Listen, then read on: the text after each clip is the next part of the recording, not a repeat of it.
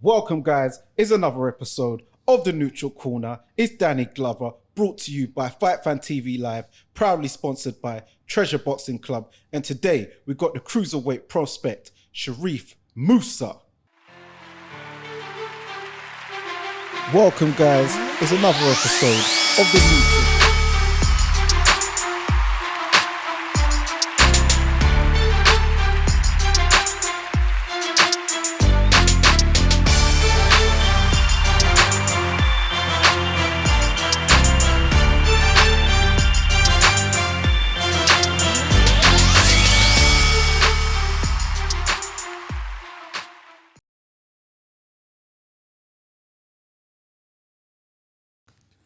Come on, man. Thank you very much for having me, man. Yeah, man. Good to see you. So, Thank you, brother. So how you been, man? Listen, man, I've been good. Feel good. Just had my fight yesterday. Got the win. So yeah, I'm all good. Yeah. All We're good, gonna man. get into that a bit later. Probably. But first, get people to know more about you. You're up and coming cruiserweight. I was there at your debut, funny enough, just a couple of weeks ago. So yeah, but first of all, we'll get people to know more about you as people gonna see more of you in the future for sure, because you're a very talented brother. So yeah, first of all, let everyone know what area you're from, what's your background, and yeah. First thing first, area. I'm from Barnet sides of London. Originally, I was from Tottenham, and then Enfield, and then lastly, now currently in Barnet. Background in terms of what I do. No, like country background, like. Oh, country background. I'm from GA, Ghana. I'm from Ghana. I was born in France, but yeah, my origin Ghana. Parents both Ghanaian. Okay, so you was born in France. Born in France, both parents Ghanaian. What hospital in France? Yeah, I don't know that question. I just know the place at Lyon. I was born in Lyon. Oh, Lyon. Oh, the south. Lyon. South, yeah. Okay. Yeah. Okay, interesting. Yeah. I'm so happy that it was Ghana, because then in the penultimate round I was going to be stuck. So I was thinking Musa. I was thinking, if you're Mansa Musa and you're from where's that, Mali? I was thinking, I don't know. I don't really know too much of things about there. But okay. So he was born in France. Okay, so what was it like growing up in France then? To be honest, I vaguely remember it because I left when I was like 3 years old. I came to England and that was it. I didn't go back there. Okay. So I've been in England ever since. Okay, and then so your parents moved from there to Tottenham. Yeah. So we moved from France. We went straight to Tottenham. Okay. Yeah. So what part of Tottenham was you? Was you in Broadwater Farm? Nah, Northumberland Park. Oh, Northumberland Park. Okay, so you was near TKV then. Yeah, literally, I was near TKV. Oh, yeah. Right. Imagine that. Okay. Interesting. So then you went. So then what schools did you go to? I went to a place called Coleraine Primary School. Okay. Coleraine Park Primary School. I was about to go to Northumberland Park Secondary School, but then they decided to change me because they said the area wasn't too good. So I moved to Enfield. To a secondary school called Albany. Okay. So that's when I moved to Albany. What part of Enfield is that? Like Lock? Enfield, Town? near Brimsdown. Oh, Brimsdown. Brimsdown area. Yeah. Okay. Yeah. Yes. Shout out to my North London mandem. 100. I'm from South, but I got got North mandem. Yeah. Yes. Yeah. So because I noticed even at your debut, a lot of people seem to know you, and we have a lot of mutual friends. But yeah, we'll get, because even funny enough, one of the security guys, shout out to my boy Big Sleeps. You must know him. Yes, of course. That's my guy. Yeah, Kev. So yeah, he was saying, make sure you say something good about my boy on the commentary. So yeah. That's my guy from early, man. Yeah. So and then you went secondary school, and then so what sort of student was you like in school? Man, I was a confused student. Let's say that. I was just always getting in trouble, man. I think I got excluded like 5-6 times, and in year 9 they just permanently expelled me. Oh wow! Yeah. For what was it like? Oh, for fighting. Yeah, for fighting. Yeah, and I got permanently expelled, and then I went to a unit. From a unit, I went to a young college in Southgate, and then from young college Southgate, that's where I got straightened out. I got straightened out from there, and then I went on to college and then further on. Okay. Yeah. So would you say some of that frustration might have been due to, I don't know, say coming from France? Like for instance, even though you came at 3, I'm sure you came with an accent, and it would have took you time to learn like proper English, like use proper. Did you know English when you came over at first? To be honest, man, I vaguely remember. All I remember is like my parents said, you know what, I'm not going to talk to you in your language, in our dialect, because they wanted me to grasp the language quicker, the English language quicker. So they didn't really speak to me in the language. They spoke to me in English. Okay. So I doubted I had enough time to like get the accent. Okay. No, I'm talking about the French accent. Yeah, the French accent. Oh, you didn't even have time? Nah, I doubt I did. I doubt I did, yeah. So where do you think the frustration stemmed from, and confusion, where you said you was a confused student while you was fighting? It was my surroundings, you know. My surroundings, it was mainly middle class to low income house families that we were surrounded with. And, you know, you just saw people just do like the maddest type of stuff.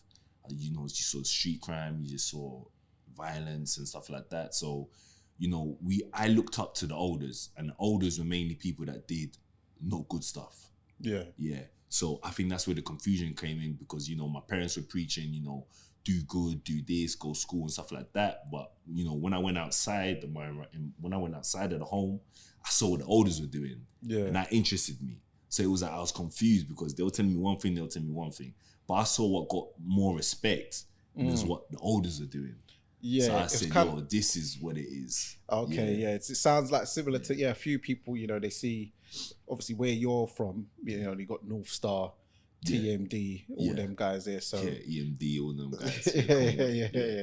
yeah. Shout out to Spray and them, man. So yeah.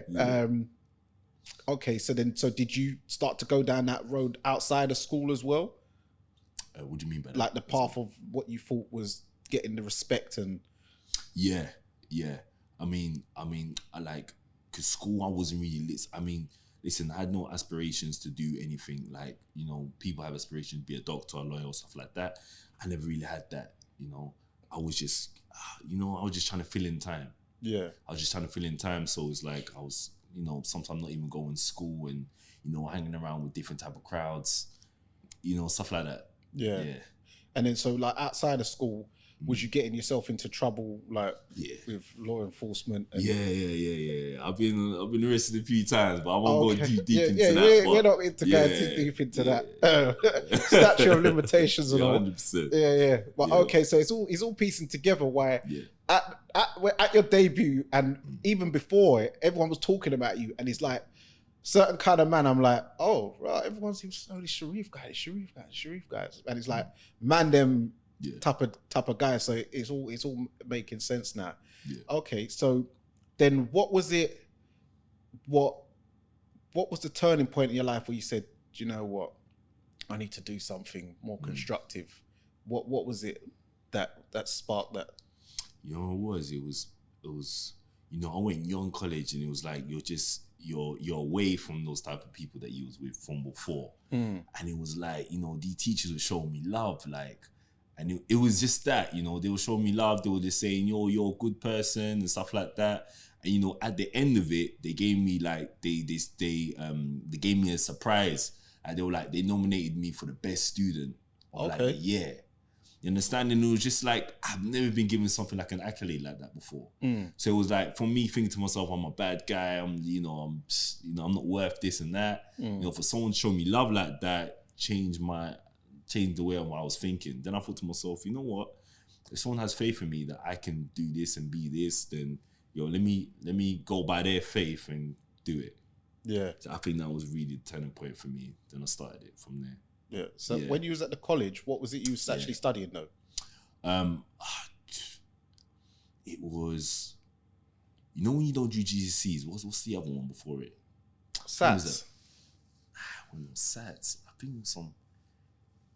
They told me it was some bridging thing because I couldn't sit my GCSEs. Okay. Because when he took me out of school, I was thinking to myself, you know, they made such a big deal about GCSEs. If you don't have GCSEs, you're done. Yeah. You understand? So they were like, there's this course that you can do that can bridge you on to do something. That can bridge you on to do. Okay. I know in America they call it a GED. Probably something like that. Yeah. Okay. Probably I think it's something like that, Okay. Yeah.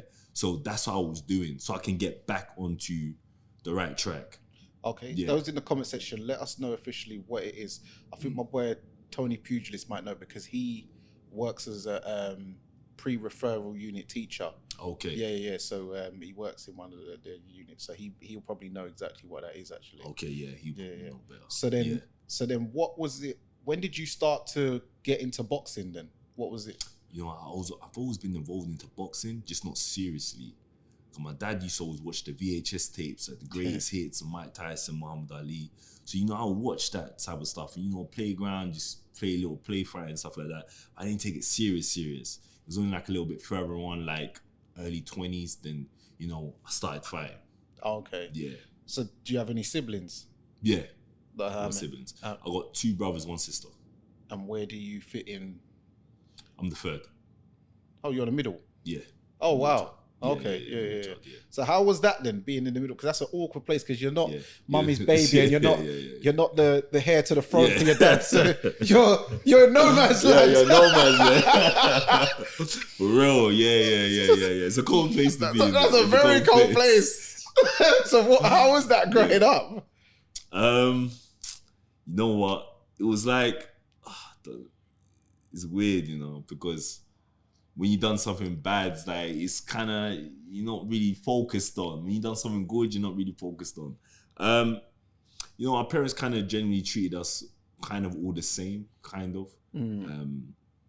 Some, obviously my sister had special attention, but I don't know. I say it's all right. I can't really think I don't think there was nothing bad with it. Yeah. When it's like a traditional, strict. Yeah. Ghanaian. Of course. It was very strict. My dad was ex-military, so it was corporate punishment if you stepped out of line. And there was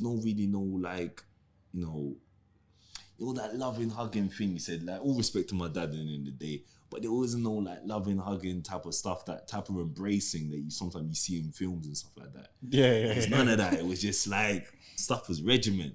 Obviously, you see the love because he buys me stuff, takes me out and stuff like that, but it wasn't. You don't see that embracing type stuff. Yeah, I know what you mean. Like the little house on the prairie, come here, boy. Yeah, I know what you mean. Stuff. Yeah, but you know what it is? Yeah.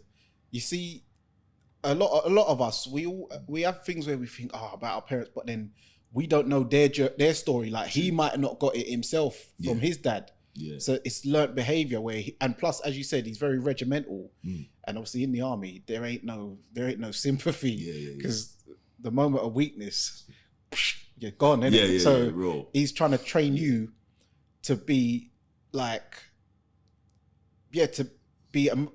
almost not emotionless, but it's like he's in a weird way. He thinks because the world's so unforgiving, he's trying to prepare you for that in his own way. Probably that's what I think it is, especially through the military type thing. Yeah. So. Definitely understand. But I can imagine he definitely loves you, but it's just everyone has a funny way of showing it.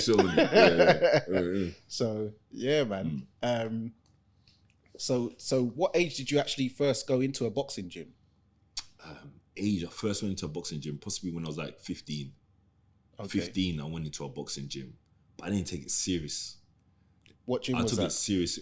Now I went to a place it was in Edmonton. They're running something called it was like a youth project they was doing.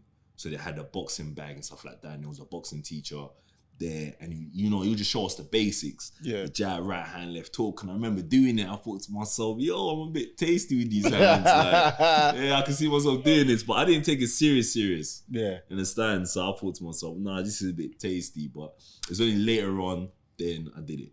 Okay. Yeah. And then so you started properly in your 20s. So then what gym did you go into to actually properly pursue your amateur career? Yeah. So I was in Fitz base training with the guys and stuff like that. And one guy Dale, I was training with him a lot, and he was just like, "Yo, listen, you might as well do something with the energy you got." So he was like, "Go to Islington Boxing Club," and then so he took me down to the club, and that's where I saw what it was, and then when I started there, I just stayed there. Okay, so do you know Reece Shiguri? Reece Shiguri? because he was. Yeah, sorry. What am I talking about? Yeah, of course. That's my guy. Yeah. That's my guy. Yeah. That's my boy. Yeah. Oh, you know him as well? Yeah, Okay, that's my boy, man. Say no From more. back in the day, man. Yeah. Reese's, When yeah. he used to box at Peacocks originally. Yeah. Yeah. So then did you? So then and who else? But he was probably gone by the time you started there. To be fair, but yeah. So you was there at Islington. Yeah. And then so how many bouts did you have in total? In Islington or amateurs in total, or did you move from Islington? I moved. Okay, so you started off at Islington. Had a little bit of passer with him, and then I went to White Hart Lane. What is that near White Hart Harringay? Lane, ABC. Okay. Yeah, it's like near Harringay. It's like, you know where New River Leisure Centre is? Yeah, the white Tottenham. build. Yeah. Okay. Yeah. I know that place. Yeah. Then I moved there. Okay, then you moved there, and then that's where you. Is that where you finished up your amateur That's career? how I finished up my amateur career. Then I went professional. Okay, so how many amateur bouts did you have in total? In total, I had about 60. Okay. Yeah. And I noticed during that you beat the current cruiserweight world champion named Billam-Smith. Oh yeah. So tell us about that. Yes, man. Listen, I remember it was so they took out the category of 86. Yes. So I was campaigning at 86 at cruiserweight, and they took it out. So the only weight was 81 and 91. Yeah. So I did 81. So I said to myself, I don't want to do heavyweight. So I did 81. So for the national, I did the national championships and I won it at 81. But I didn't like the weight. The weight was just too draining for me. So I said to myself, at the time, you know what? If they ain't gonna bring back 86, I'm just not gonna box no more. I'm just gonna stay in the gym, stay busy. Then Lenny was just like to me, you know what? Let's just push you up to 91. Yeah. Even though we know you're not a 91 guy. So they were like, cool. So they said to me, yo, we got a bout for you. Like literally like the week after. They're like, yo, we got a bout for you. They didn't tell me nothing about the person. So this is a club show, right? No, it was their club show in No, but I'm saying it's a club show, it's not a tournament. Yeah, it's a club show. Okay. Yeah, it's a club show. So they didn't tell me nothing about the person or anything like that. So I just rolled up there and then last bout on, and then it looks like everyone was still there. So you know you're gonna fight the homeboy. So you went as a spare? I went no. So I was actually going there. Oh, you was actually matched? I was actually matched with him. Okay. They just didn't tell me anything about him. Oh, okay. Yeah, they didn't tell me anything about him. Yeah. So I really knew, like, because obviously when I was coming out, I realized that it's the main guy of the. So what is this down in Bournemouth? So it was in Bournemouth as well. That's what I'm saying to you. So like already when I went, yeah, you know what it is. So you go there and it's like the ring walk, you know, everyone is cussing you. The children, the elderly people, everyone. Yeah. So like I'm going in there, obviously I see him, and then you know it was a dog fight. It was a dog fight for those 3 rounds. Yeah. You know, I just had to dog fight. I just knew to myself, listen, I'd rather die than just lose this fight. Especially due to the fact that I moved up. So yeah, I went in there, I got the victory by the grace of God, and yeah, that was it really. No, congratulations on that, because I saw I had Henry Akoli, Lawrence Akoli's brother, on there, and he was talking about the ring walk with Lawrence down in Bournemouth, and he said people were throwing beer at them. Yeah, it's mad. It's mad. They said the ring walk was tense. It was intense, bro. Listen, that crowd, yeah, you think there's some beach boys, but they're on something else. They're not. They're not. You know what you think? Yeah. Those are the type of people you need in battle. I'll tell you that. Yeah. Okay. Those are the type of people you need. Yeah. Okay. So then, so what other championships did you win during the amateurs? I won the nationals. I won Harringay Box Cup 3 times. Okay.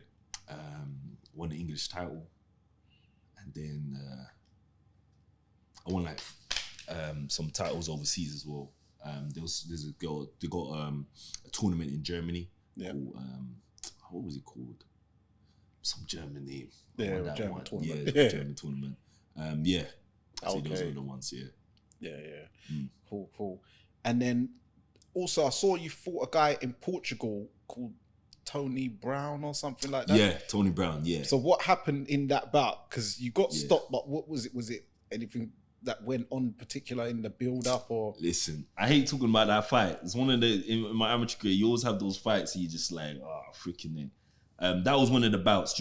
Listen, the thing is this year, I feel I was controlling the bout from the get-go, from the first round. So it came round, I think it was half of the first round, he switched. So he was switching, he was going southpaw, then he switched again orthodox. And then when he attacked, he went southpaw, we clashed heads. And then he cut my eye from my left eyebrow. Oh. And it was pumping. And then the ref looked at me, nah. I was like, what? Oh, so it stopped on a cut. It was stopped on a cut. Yeah, okay, yeah, you can't. Oh, okay, because it says RSC. Yeah, so ref stopped it. No, it's a cut. It's a cut. So that's different. Then. Yeah, that's the thing. They don't put cuts. They got by a cut. They need to put specifically what happened on them things, because otherwise, it does. The person stopped you. Yeah. You think the worst. Everyone who's reading it think the worst. Yeah. Okay. So he went. We clashed heads. And then that was it. They looked on my eye. No. In amateurs, you're gonna get that. You can get a scrape. In amateurs, you don't get no. Yeah. Remember, you ain't got proper cutsmen. Remember, these guys are doing it for the love. They're not getting paid. These coaches, so you're not really gonna get some Kerry Kays and Jamie Sheldon kind of guys in your course. So the amateur stuff, they'll just, even you see some of these standing counts, they tap them and there's a way you're getting counts. So with amateurs, you just have to take it as it is. It's part of the learning curve, I guess. But, which is so then improving. You decided to turn pro. So then how did you link up with Don Charles? Was he your first choice of coach to go to, or no? It wasn't even. It just happened by chance. I was working in the leisure centre, and then I stumbled across one guy called Freddie Osse, and then from Freddie Osse, he introduced me to Don Charles, and then we kicked it off from there. So Freddie Osse, he's main in the game. He's the one coaching me, and Don Charles just overseeing everything. So Don Charles is really the guy. Freddie Osse controls it. Yeah. So Freddie works under Don Charles, and you're one of his fighters. Yeah, no, that's good. Yeah. So I see my boy Eddie. Yeah, of course, man. I know Eddie from a long time, man. Shout out Eddie, man. Shout out Eddie where he's at. Yeah. He's trained. He's like a trainer down the gym as well, isn't it? Yeah. So I see. Yeah, he's training some fighters now. Yeah. So that's good to see. Yeah. So I see. Because what I did notice is that I'd always see you in pictures with all these different fighters. Like I saw you sparring Tony. Well, I saw a clip Eddie posted you sparring Tony Yoka. Yeah. Daniel Dubois. Yeah. What's some of the other guys that you've sparred? Like, I sparred Chris Billam. I sparred Chamberlain. Yeah. I sparred Arsene Gulamarian. Oh, Gulamarian, okay. Yeah. Who else?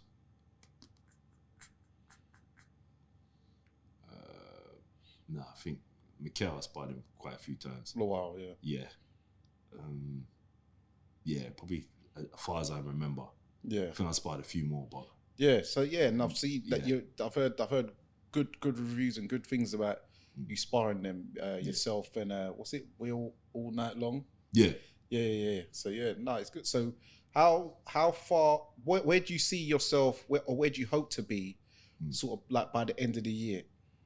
By the end of the year, I want to get 8 bouts under my belt. Yeah. 8 bouts, 8 wins, preferably by stoppages. Yeah. That's how I see myself. Yeah. 8, and then compete for a title next year. Yeah. Like Southern area. Yeah. Southern area, English title or something like that. Yeah. Oh, that's good. Yeah. So then you had your debut when was it exactly again? It was like 16th of February. That was it. Yeah, I was there, but I was commentating. Yeah, I see. Check out Leapfrog Fight TV, where you will catch the full show on there with the commentary and stuff. So then, so how did you end up getting on the Black Box show with Dean White? Obi, my manager. Obi hooked it up. Okay. Yeah. So Obi said, "Yo, listen, we got a fight for you. Debut February 16th, Black Box." I was like, "Yeah, cool. Let's do this." Yeah, that's it. Yeah. So how was it? Walking out, making your entrance, music, first time. Listen. First thing first, I got to say about the music. I thought about everything except the music. Oh, is it? Thought about everything down to the T except the music. When we came down to the outside and it was the music, it was just some different type of music. Even Don looked at me like, yo, did you pick this type of music? I was like, boy. But yeah, I mean, listen, my whole atmosphere was great. It was great. It was just, it was glad to finally be out there and to be doing, you know, showcase who I am. Yeah, no, it looks impressive. Good hooks to the body. That opponent, I've seen, he's very experienced. He's had so many bouts, so he knows his way around the ring. He knew how to, you know, move and groove and slip and slide and stuff like that. So, no, that was a very good experience for yourself. Yeah. And it was a good production, I thought as well, like the Black Box show. And then you fought, it's mad, you fought last night and you got another win. So how was that? Because I haven't actually seen I've only seen like the little clips on your story. Yeah. Like, and the announcement, obviously you won 40-36. Yeah. So how would you compare the two fights so far? I say this one was the best one. This one was the best one. I started off fast from the get-go. Dropped to my opponent in the last round. You know, it looked like I was going to stop him in either round. But, you know, he was just that clever enough just to steal time, to clinch, hold and stuff like that. But yeah, this one was much better. Yeah. Yeah, the cobbles was blown over, so I was already in my groove. Yeah. Yeah. Okay. Yeah. So you said that you boxed abroad a few times. Yeah. Can you tell us have you got any funny stories about any journeys abroad boxing, any interesting stories where you think that was an interesting trip, like? Interesting trip. Like some mad stuff happened, like even with teammates and stuff like that. Because there's always, when I've travelled, there's always the mad guys on your team. Yeah, of course. I mean, or you might be the mad guy yourself. No, I was calm. You know what? It was one of those ones where they never gave you enough time to explore the country. You know, it was if they gave us like 4 days. Let's say like the 2 days, you was still on high alert. Third day, I mean, on the last day you would fight, but then in the evening you're flying back. Yeah. So it was like, it was never really a time to explore and stuff like that. I mean, I had some great trips with Jamie, as you had on your show. I've seen Jamie, Ola, and stuff like that. When we went to Germany, we fought. But nah, nothing crazy. Nothing crazy. Yeah, nothing. No strippers, no late night food and shit like that. No, it was calm. We just thought about boxing, just wanted to get it over and done with. And when we done it, it was back on England soil. So yeah. No, that's good. Yeah. So then, okay, so what do you think about the current landscape of the Cruiserweight division? Obviously, we have Jaya Pataya, who seems to be the number one at the moment. Yeah. We've got Arslan Gulamarian, Chris Billam-Smith, and then there's the other champion, the one who just knocked out Makabu, the German dude. Yeah, I know you're talking about. You know who I'm talking about, I know you're talking about. That's the thing. So Badu. No, it's not Badu Jack. It's not Badu Jack? Nah, this is the next guy. It's the next guy. It's a German guy. It's a white guy, German guy. Oh, let me get it. This is. I can't believe. No. Badu Jack beat him, but it was the next guy. World champions. I can't believe I'm having to use this. Hold on. Not design. Chris Billam-Smith. Noel McCallion. David know him. Yeah, he's a WBC champion. He's a WBC champion? Yeah, 27-2. Who did he beat? He's last... who's it? He's last... He knocked out Makabu. Oh, he knocked out Makabu? Yeah. He knocked out Makabu in his last fight. That's who... who is it? I control flux. Because I'm on this Box Live site. Yeah. Okay. Yeah, he knocked out Makabu November the 4th. Yeah. This year or last year? Last year. November just gone, yeah. Didn't even see that. So what do you think about the champions currently? I haven't really seen too many of them, to be honest. Only one or two. I've seen, obviously, Jaya Pataya. Yeah, he's on point. He's on point. No lie about that. So, yeah, I mean, it's interesting. Let's say it's interesting. Yeah. So then what about the, coming down, to more the domestic scene? Yeah. You've got, Isaac Chamberlain, Mikhail Lawal, Vidal Riley. So, yeah, how long do you see yourself in the ring with the likes of those guys? Listen, man. Hopefully, next year, late next year. Yeah. Yeah. I don't know. I don't know. Listen, I don't know what the future holds plans for me, but according to myself, I hope to see it next year, late next year. Yeah. Because I'm ready. I got the pedigree already. I don't need to beat around the bush too much. You understand? I've already been experienced. I already had quality sparring partners, already sparring world champions and stuff like that. So I'm ready to get into the mix as soon as possible. Just obviously have to build up my craft, as we know. I've been out for so long that I gotta get the wheels turning again. But I feel like I'll be in there sooner than I think. Yeah. Yeah. So how has it been training? What's your trainer's name again? Freddie Austin. Freddie, yeah. So how has it been with working with Freddie? What is it that you feel that he's added to your game, or what do you think is the main sort of attributes that he brings to you as a fighter? Basically just more working on like counters and stuff like that. Learning how to be more professional, learning how to slow it down a little bit more, because the transition from amateur to pro, there's certain things you got to take out from the amateurs when you're going into the pros. So I think it's basically that, just like redefining me. Yeah. Not really changing too much. There's not much he can do with that, but just, just polishing me for the pros. Yeah. And he's done a good job in that. Okay. Yeah. Yeah, good. So, so apart from boxing, what else do you do outside? Obviously, you do personal training. Do you do any other things as well? It's like a pastime? Nah, not really, man. Nah. Just focus on... We just focus on the boxing, personal training, building up. Yeah. That. Yeah. I've got a few things in store. I want to get onto. I want to hop onto the properties and stuff like that. Okay. Yeah, a little bit later on, but for now, just that. Yeah. Yeah. Yeah, I don't want to concentrate on too many things. Yeah. Okay. No, that's good. All right. Well, we're going to go into the penultimate round. Yeah. It's like a series of questions, and you just answer. You start with basic questions, so you'll get the gist of it. Okay. Hit that bell. Red corner or blue corner? Blue corner. Everlast or Fly? Everlast. Cleto Rays or Grants? Cleo Rays. Rival or Winning? Winnings.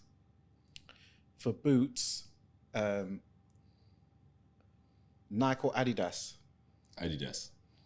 Lonsdale or Everlast? Everlast.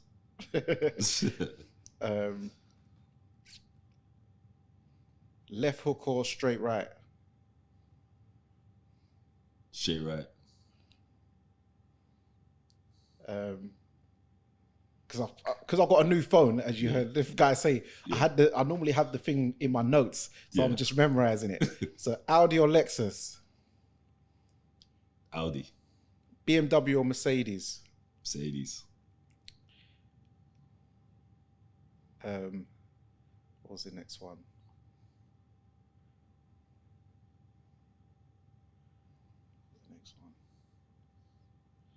Lucozade Sport or Wow Hydrate? Lucozade Sport. Kenke or Banku? Kenke. Wache or Rice and Peas? Rice and Peas.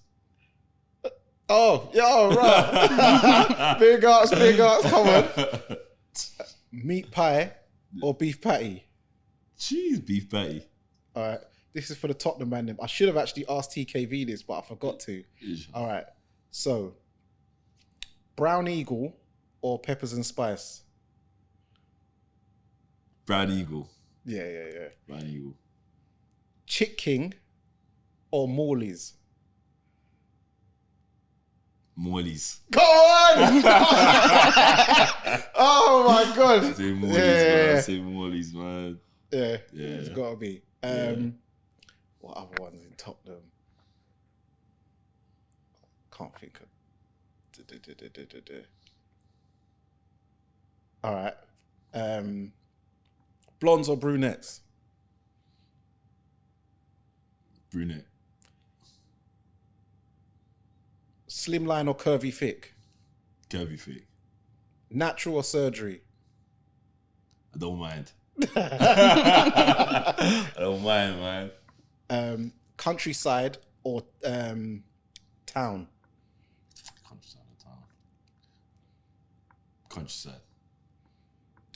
Ashanti or Gar? Shanti. Is that what you are? Nah. What are you? Northerner. What's that? What one's that? It's like, we're from the northern side. What tribe is that? It's not Busa tribe. Is that the one Joshua Boatsi's from? No. Nah, I doubt it. No. I don't know. As a matter of fact, I don't even know what tribe he's from. I'm from the Busa tribe. I remember he said, but I forgot what it was. Okay. I'm trying to memorize these things. All right. Actually, yeah, for fights, Dimitri Bivol or Arthur Beterbiev? That's a great fight. I'll go with Artur Beterbiev. Tyson Fury or Usyk? Usyk. Devin Haney or Ryan Garcia? Devin Haney. Gervonta Davis or Shakur Stevenson? Davis. Joshua Boatsi or Anthony Yard?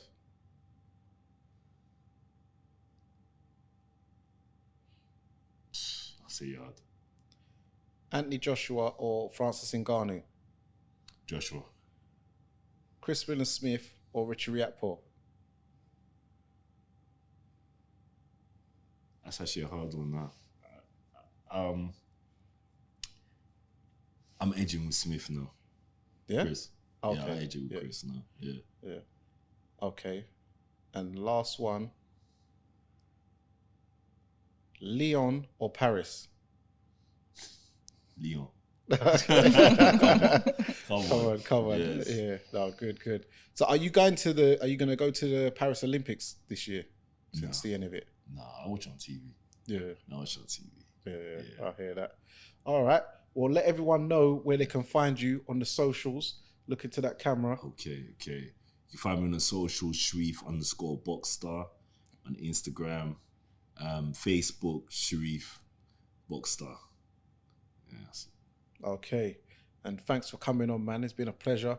And all the best for the future, and keep doing what you're doing. Work hard, train hard, and live the life, and you'll get there. And it's good to see you got a good woman by your side as well. So yeah, man, keep it up.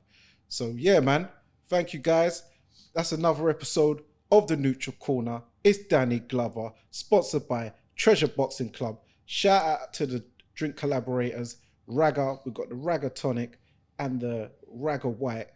And be sure to like, subscribe, leave a comment in the comment section. Let us know your feedback. Also, we're doing a competition, as this is the 50th episode of the Neutral Corner podcast. So here is how you can win a prize. You can get a Ragga Tonic flavor of your choice, either cherry, blue raspberry, or grape. And here is how you win. Now, all you have to do is answer this question. Who was the first guest on the Neutral Corner podcast? Name the first guest. The clue is it was a boxer. So put in the comment section who was the first guest on the Neutral Corner podcast, and you will win a Ragga Tonic drink of your choice of any flavor. Let us know. And there you go. It's Danny Glover. It's Sherif. And remember, guys, persistence beats resistance. You know where it is.